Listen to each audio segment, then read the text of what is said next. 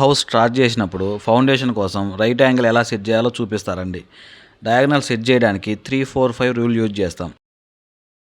మన site length side ఒక line డోర్ అండ్ విత్ సైడ్ ఒక లైన్ డోర్ టైట్గా లూజ్ లేకుండా కట్టుకోవాలి.